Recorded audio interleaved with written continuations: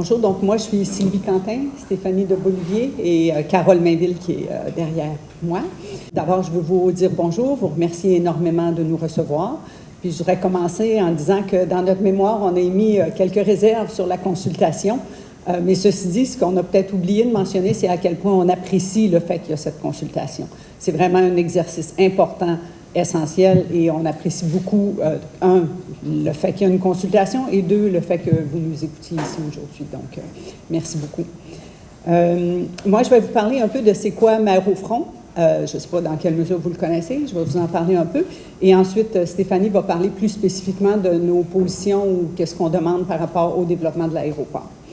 Mères au front, ça a commencé il y a 2 ans. Et la façon que ça a commencé, c'est Anaïs Barbeau-Lavalette, une autrice, cinéaste bien connue, qui écoutait toutes sortes de choses sur l'environnement, le GIEC, puis qui se disait, ça n'a pas de bon sens, qu'est-ce qu'on fait, où est-ce qu'on s'en va, qu'est-ce qui va arriver avec mes enfants. Et là, elle s'est dit, bon, je vais contacter Laure Vardel, une éco-fiscaliste, spécialiste en environnement bien connue.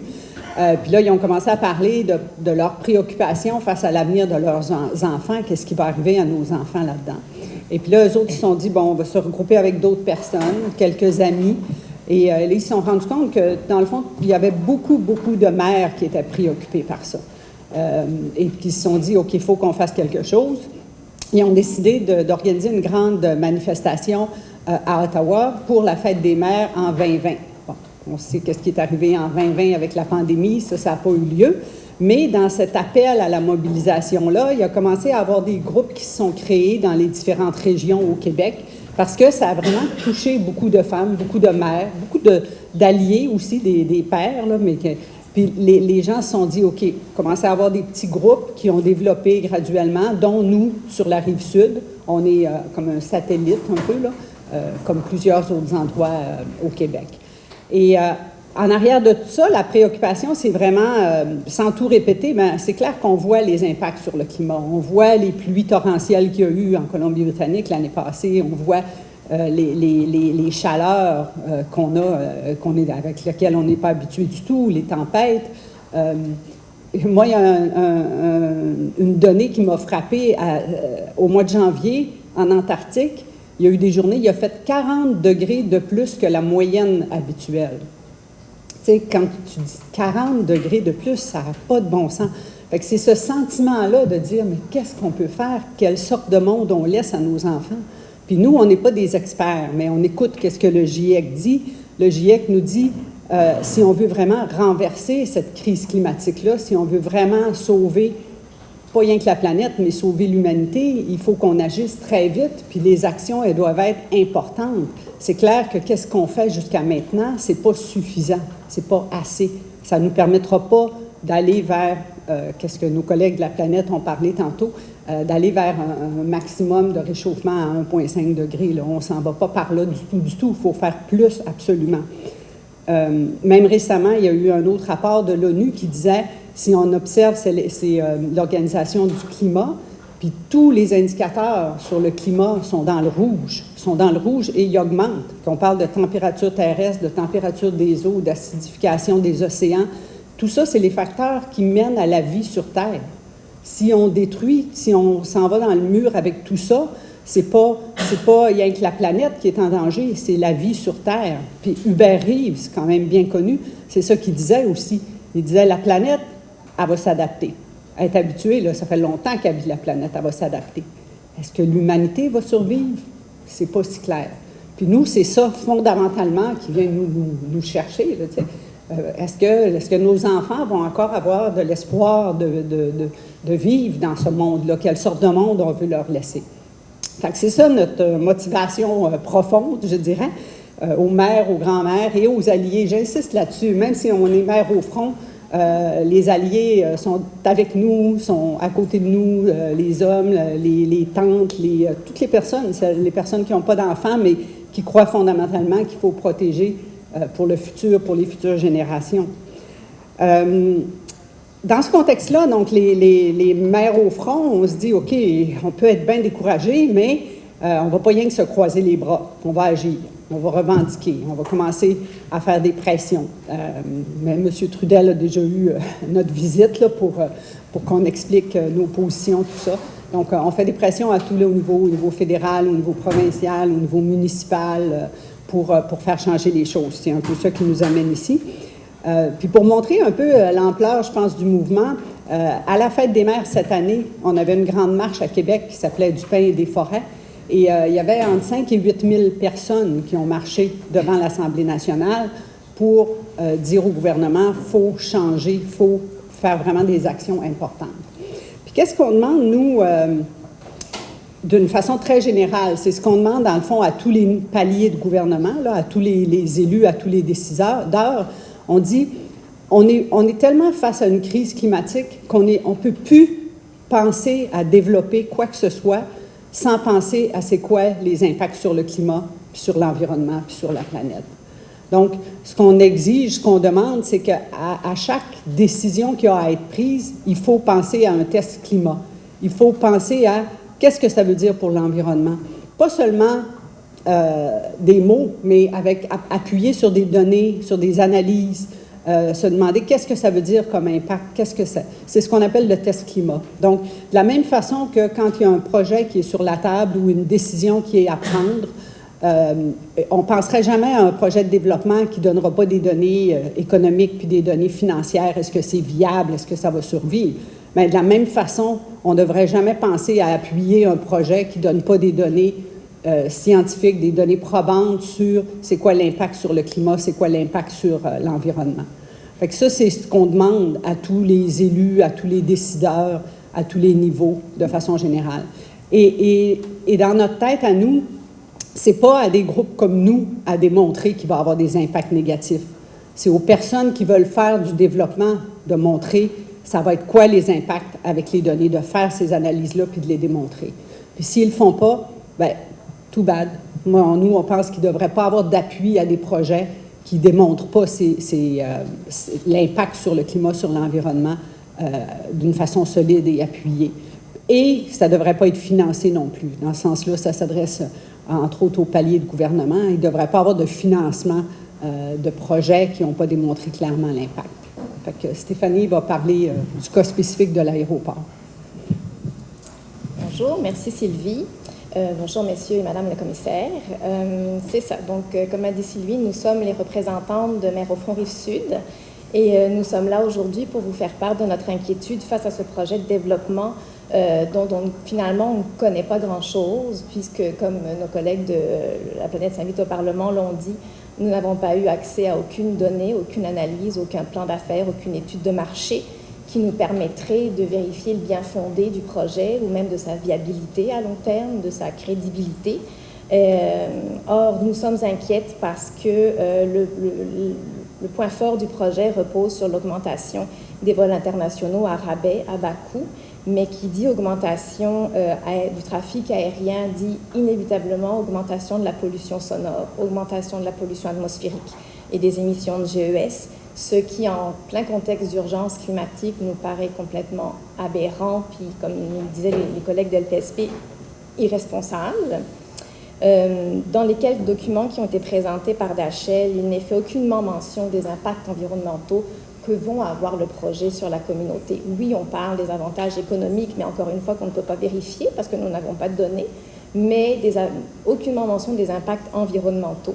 Or, à l'heure actuelle, comme l'a dit ma consoeur Sylvie, on ne peut plus développer à tout va sans penser aux conséquences, sans penser à demain, sans penser aux générations futures. Et ça, ce sont nos enfants, nos petits-enfants qui vont devoir vivre avec les conséquences des décisions que nous prenons aujourd'hui. Donc, avant de prendre une quelconque décision, en fait, on ne voit pas comment, avec les données qu'on a, les données qui nous ont été présentées, comment la Commission peut émettre un avis quelconque ou même émettre une recommandation parce qu'il manque des informations. On devrait avoir en main un plan de développement détaillé, un plan d'affaires qui contient tous les tenants et aboutissants qui gravitent autour du projet, comme par exemple, comme l'ont dit LPSP, la construction du REM qui va nous permettre d'être en 40 minutes à l'aéroport de Dorval, porte à porte, sans trafic. Une analyse détaillée également qui contient des données probantes sur les impacts environnementaux que va que va engendrer une augmentation du trafic, les impacts sur la santé également, les impacts que ça va avoir sur l'augmentation de la circulation. Ce n'est pas juste le trafic aérien qui va augmenter, c'est la circulation autoroutière aussi. C'est déjà l'enfer sur la 30 pour se rendre au 10-30, avec un aéroport qui accueillerait des vols internationaux. Où sont les analyses à ce sujet? Ça va être quoi les conséquences? Qu'est-ce que ça va engendrer? Les impacts, on demande à avoir aussi une analyse des impacts de la pollution, de cette augmentation de circulation-là également dans le secteur. Une analyse des impacts sur la faune environnante. Il y a tout un paquet d'oiseaux, d'animaux, que sais-je encore, de grenouilles, de rainettes, de faux-grillons qui vivent là. Si on augmente le trafic, on augmente la circulation, on augmente l'achalandage dans cette portion-là, ça va forcément avoir des impacts. Et enfin, on demande également une analyse de la différence des coûts des vols qui est basée sur l'éco-fiscalité parce qu'on ne se le cachera pas, les vols à rabais ne prennent pas en compte les coûts que ça engendre, les impacts sur l'environnement et sur la santé parce que cette société-là absorbe, notre société absorbe ces coûts-là.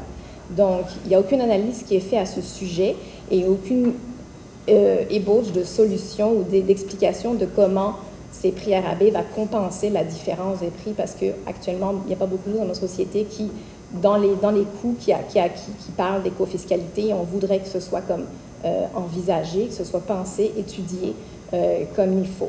Donc, voilà, toutes ces analyses-là, pour nous apparaissent essentielles pour pouvoir prendre une décision, pour pouvoir émettre un avis, pour pouvoir juger si le projet est viable, pas viable. Puis comme je disais, il faut que ça passe par un test climat, c'est indispensable, on ne peut pas passer outre aujourd'hui, en 2022. Sur ce, je vais laisser à Sylvie le mot de la fin. Avant de conclure, je dirais tantôt, vous avez posé des questions peut-être sur d'autres projets qui vous ont été présentés, mais nous, on ne les connaît pas, ces projets-là. C'est un des enjeux présentement où on ne peut pas se parler de ça, là, on ne les connaît pas encore, ces projets-là. Fait que mais ce qu'on s'attend, c'est le même genre de choses. Est-ce que ces gens-là, on sait qu'Air Médic a déjà annoncé, là, c'était dans les journaux, je n'ai pas de détails, mais qui allait construire un nouveau hangar, qui allait augmenter les vols et tout ça, changer leur perspective. Est-ce que ces groupes-là, ou les autres groupes qui vous présentent, ont fait un test climat? Est-ce qu'ils ont fourni des données qui vont aider pour l'environnement? On ne le sait pas, mais on s'attend que vous demandiez la question. Je dirais, pour conclure, c'est dans ce contexte-là que nous, on s'est joints aussi à la coalition Alter Saint-Hubert et qu'on demande un moratoire jusqu'à ce que toutes les données probantes aient été développées et soient fournies et que vous puissiez être satisfait, qu'on puisse être satisfait qu'il n'y aura pas d'impact sur le climat, que ça va nous permettre d'atteindre nos cibles qu'on a dit. De façon générale, nous, on ne perd pas espoir. Puis pourquoi on ne perd pas espoir? C'est parce qu'on sait que ce qui est en arrière de tout ça, c'est l'amour de nos enfants. Mais on sait que l'amour des enfants, c'est universel. Le besoin de protéger les enfants quand on sent qu'ils sont en danger, c'est universel. Fait qu'on pense que c'est un sentiment que vous aussi, vous partagez. Et dans ce sens-là, on sait que nos enfants, ils méritent qu'on ait des leaders qui vont avoir à cœur leur sécurité, leur protection. Et on vous fait confiance que vous allez vous fier autant à votre tête qu'à votre cœur pour protéger les enfants pour le futur. Merci. Merci, mesdames. Merci aux mères, grand-mères, peut-être arrière-grand-mères aussi de votre coalition, à leurs alliés. Pas encore. J'imagine que ça va venir, on le souhaite. Moi, ma question, ça concerne, vous parlez d'un moratoire avec des analyses pour faire suite au développement, mais assurément, tout projet de développement a des impacts écologiques. La seule infrastructure qui n'a aucun impact, c'est celle qu'on ne construit pas. Alors, je me questionne sur, est-ce qu'indépendamment des différents rapports qui pourraient être produits, des différentes analyses, est-ce que ça pourrait modifier votre perception du projet? Puis, ma question aussi, c'est, à la suite de ces études-là, comment vous voyez ce qui arrive après le moratoire? C'est-à-dire, il y a le moratoire, il y a les études qui sont réalisées. C'est quoi la suite des choses? Bien, un coup que les études vont être réalisées, je pense que ce que ça permet, c'est de faire un choix éclairé. Là, présentement, c'est un choix à l'aveugle qui serait fait parce qu'il n'y en a pas d'études, on ne les a pas les données. Fait qu'au moins, ça permet de faire un choix éclairé. Mais en même temps, ce que les experts du GIEC nous disent, c'est qu'il faut aussi changer complètement notre façon de réfléchir puis de se positionner. Il faut questionner, est-ce que des choses sont vraiment nécessaires? Est-ce que c'est vraiment nécessaire un développement d'un type ou d'un autre, là, peu importe le développement? Parce que juste développer en essayant de mitiger des aspects, c'est pas suffisant. On est tellement dans une situation où, malgré tous les efforts qui ont été faits à plusieurs niveaux, les gaz à effet de serre continuent d'augmenter. Tu sais, la situation ne s'améliore pas. Donc, on est dans une situation où, au moins d'avoir les analyses, ça va permettre de réfléchir puis de prendre une décision éclairée. Mais en même temps, il faut aussi se dire que il faut repenser complètement notre façon de fonctionner si on veut vraiment avoir une chance de changer la situation puis d'améliorer. Fait que pour les décideurs, c'est ces deux aspects-là. Là. C'est oui, avoir les études, puis de continuer à travailler pour diminuer le plus les gaz à effet de serre, c'est la seule façon de s'en sortir. Donc, de repenser aussi, est-ce que le développement est nécessaire? Est-ce que ces actions-là sont nécessaires? Est-ce que, je ne sais pas si vous voulez rajouter. Je voulais juste rajouter quelque chose dans le sens où, dans sa présentation vidéo, M. Vaillancourt parle presque de multiplier l'offre de vols internationaux à rabais, parle comme si on pourrait prendre l'avion comme le taxi ou l'autobus. Mais en 2022, on n'est plus rendu là. Donc, le moratoire nous permettrait aussi peut-être de nous poser cette question-là. Comme disait Sylvie, qu'est-ce qu'on veut comme développement? C'est-tu vraiment, veux-tu prendre l'avion comme le taxi? Mais c'est plus possible aujourd'hui parce que si on va dans cette voie-là, on frappe un mur inévitablement. Donc, repenser comme notre façon de consommer, notre façon de voyager, notre façon... Est-ce qu'on n'aimerait pas mieux peut-être voyager moins, mais voyager mieux? Voyager de façon plus éclairée, voyager peut-être pas tous les ans dans le sud, mais peut-être des destinations autres ou découvrir le Québec, le Canada. Il y a de très belles choses à voir ici aussi. C'est tout ça qu'on pense que le moratoire pourrait peut-être soulever aussi comme question, d'autres visions pour l'aéroport, peut-être aussi d'autres. Un moratoire pour se donner l'opportunité, ce que je comprends, d'avoir une réflexion plus globale sur nos modèles de développement. Merci. Bonjour, bienvenue. Merci pour votre intervention. À quand les pères au front? Il y en a. Oui, probablement. Donc, juste recadrer un peu là, notre devoir ici. En fait, on recueille des préoccupations des gens, des solutions, des commentaires et tout ça. On n'est pas ici pour porter un jugement là, sur est-ce qu'on est pour ou contre le plan de développement de Dachel. On ne l'a pas vu. Fait que, donc, on est au même point que vous autres. Fait qu'on ne peut pas prétendre qu'on a accès aux données. Là, dire, on ne les a pas. Donc, c'est pas dans cette direction-là qu'on voit. Alors, c'est pour ça que la richesse de l'ensemble des intervenants, des interventions qui sont faites, bien, nous permettent à ce moment-là va nous permettre éventuellement de vraiment consolider, je dirais, là, l'ensemble des positions qui auront été exprimées. Et ça c'est là que va résider la valeur du travail qu'on va faire ou du rapport qu'on va produire. Ceci étant dit, là où ça m'interpelle quand on parle de moratoire, l'aéroport est déjà là, existe, il y a déjà des activités. Vous parliez de vision, mais j'aimerais vous entendre sur sa vocation actuelle ou ce que devrait être l'aéroport de Saint-Hubert, puisque ça fait partie de notre environnement. Et je n'ai pas entendu non plus, là, je ne vous ai pas entendu parler de fermeture complète de l'aéroport, je pense que vous n'êtes pas là. Alors, donc, comment vous voyez l'avenir de l'aéroport? Bonne question. C'est une bonne question. J'aurais tendance à dire définitivement pas d'augmentation significative. Donc, un refocus peut-être, des activités peut-être différentes, mais définitivement pas d'augmentation. Puis, c'est ça, nous, je pense qu'on n'a pas une position spécifiquement sur c'est quoi que la vision de l'aéroport devrait être. On a des préoccupations. Puis aussi, on n'a pas entendu c'est quoi les propositions de peut-être plein d'autres groupes. Là. Donc c'est un peu difficile de se positionner là-dessus. Vous n'êtes pas obligé, là. On ne demande pas, comme vous dites, on ne demande pas une fermeture de l'aéroport. L'aéroport est là. Mais ce qu'on veut, c'est que ça soit vraiment pris en considération les questions environnementales.